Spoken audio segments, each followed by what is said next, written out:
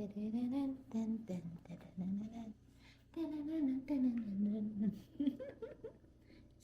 yan, oh.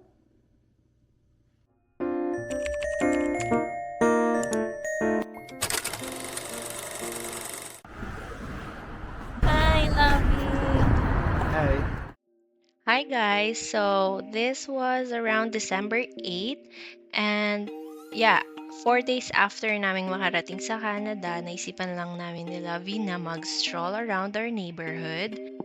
Nakaabot kami hanggang sa may downtown and I think yung trip na to is around 4 kilometers estimated hanggang makabalik kami sa house. Yeah, so marami dong mga restaurants, libraries, church, and syempre coffee shop and frozen yogurt. Yeah, two of my favorites. Saan kaya si Jack dito? Buzz Bagels. Search mo nga sa inyo ako malaya po yung Buzz Bagels. Ano yun? Yung word niya. Pupunta. Ay, may mini mart pa doon, oh. Dami pala dito eh. Eh kasi nga